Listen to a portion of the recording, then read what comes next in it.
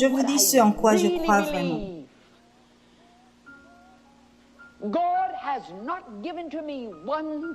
Dieu ne m'a pas donné une chose qui ne donnera à vous, jeunes gens, si vous payez le prix. Je ne suis pas spécial pour lui. Il n'y a pas une chose qu'il a fait pour moi qui ne fera pour vous. Il n'y a pas un seul jeune homme, pas une seule jeune femme dans cette assemblée ce matin. Mais la manière dont Dieu m'a utilisé, il peut vous utiliser de la même manière. Et il peut vous donner absolument tout ce qu'il m'a donné si vous payez le prix.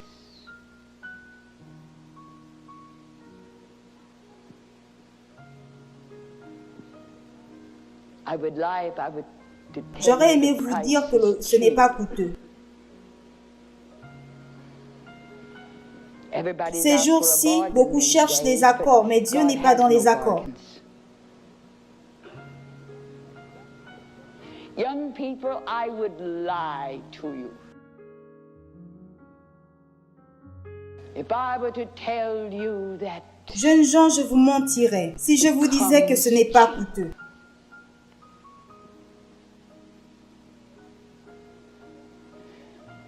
Vous me voyez marcher sur l'estrade et tout ce que vous voyez, c'est le glamour. Et c'est tellement glamour.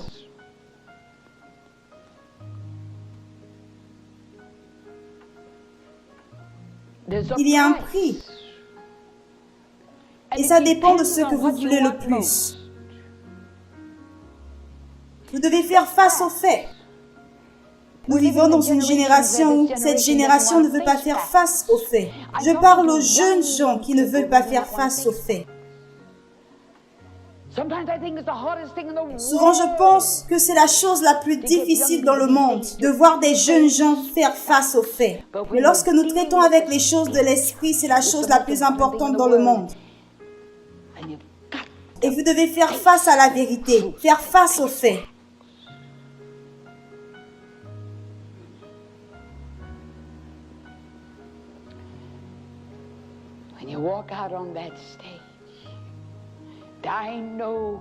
Quand vous marchez sur cette estrade, maintenant je comprends ce que David voulait dire lorsqu'il disait « Ne m'ôte pas le Saint-Esprit ».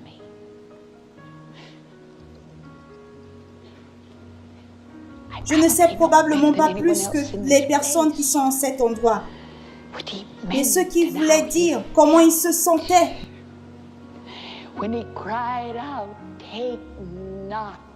Quand il a crié « Ne m'ôte pas le Saint-Esprit ».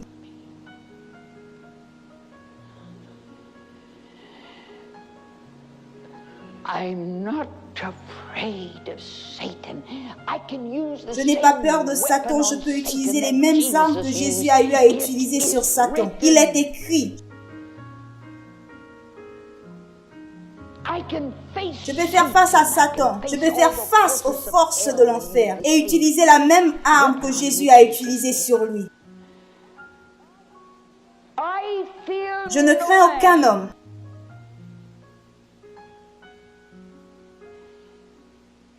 Mais une chose que je crains, c'est d'attrister le Saint-Esprit.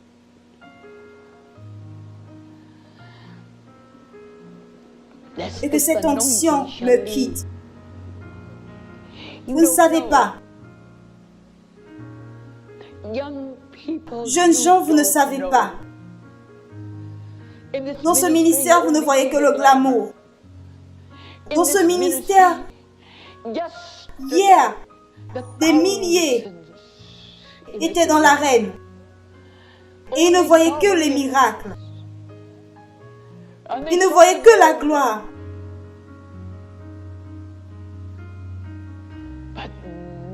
Mais très peu d'entre eux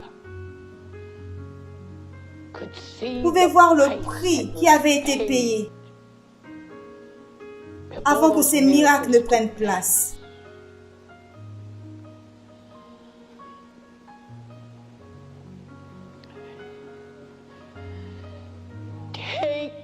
Ne monte pas le Saint-Esprit.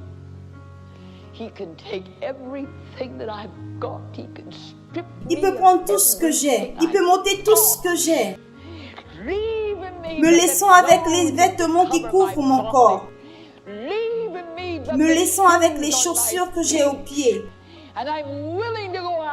Et je suis prête à sortir et vivre seulement avec du pain et de l'eau le restant de ma vie. Alors aide-moi, Dieu.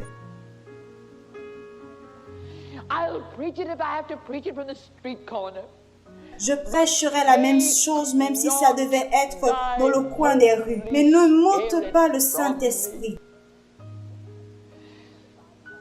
Si je savais que le Saint-Esprit pouvait être attristé, je n'aurais jamais, si je savais que le Saint-Esprit pouvait m'être ôté, je n'aurais jamais eu à marcher encore une fois sur cette estrade. Je n'aurais jamais eu à passer par tout cela. Je n'aurais jamais eu à faire semblant par rapport aux choses. Mais dans cette heure,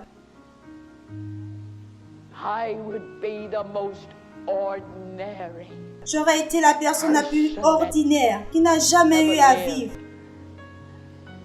Et rien ne me serait arrivé. Vous pouvez dire les mêmes mots. Vous pouvez passer par les mêmes étapes.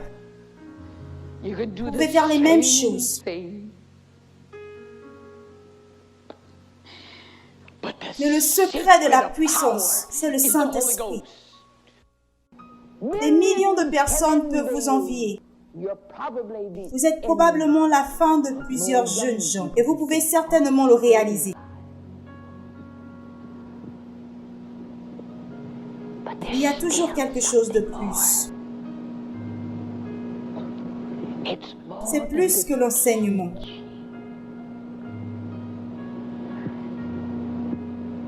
C'est quelque chose qui est personnel.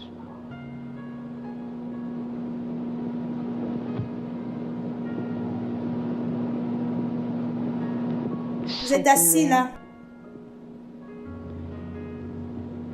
Et j'aimerais vous poser une question. Que désirez-vous le plus dans la vie? Ça doit venir au premier rang. Regardez-vous droit dans les yeux. Peut-être vous ne désirez pas ce dont je parle. Peut-être ce n'est même pas votre désir. Peut-être ça l'est. Peut-être ce n'est même pas ce que vous désirez. Peut-être ça l'est. Il y a d'autres choses dans la vie que vous pensez être plus désirables.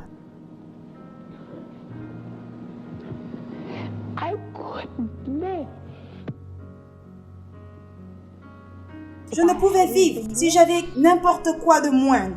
Je ne pourrais vivre si j'avais quelque chose de moindre que ce que j'ai dans la vie. Cette communion avec le Saint-Esprit dont Paul parle. Je n'aurais pu vivre sans cela.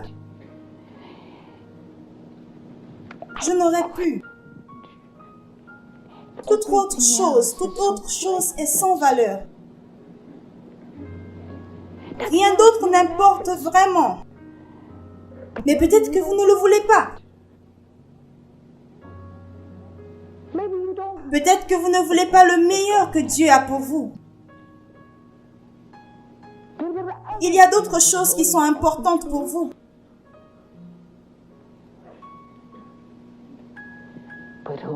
Et lorsque vous goûtez à cela une seule fois, lorsque vous avez une expérience,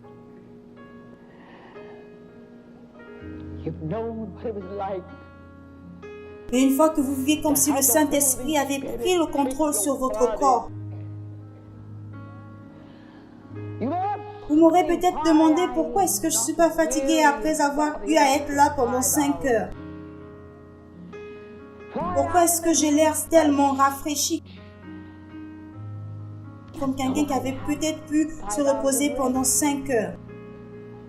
C'est parce que Catherine Coleman ne l'a pas fait. Je n'ai rien fait. J'ai juste eu à étudier et j'ai aimé la façon dont le Saint-Esprit le savait. J'aime cela.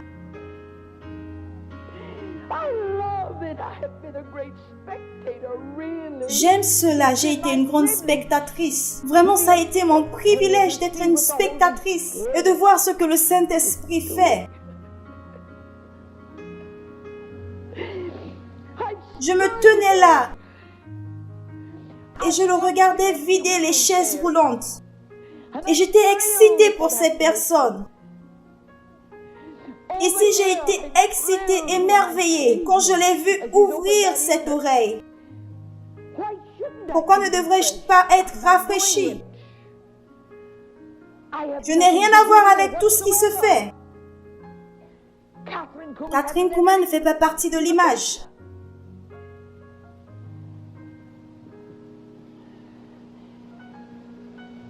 Quand on le fait, nous nous effondrons.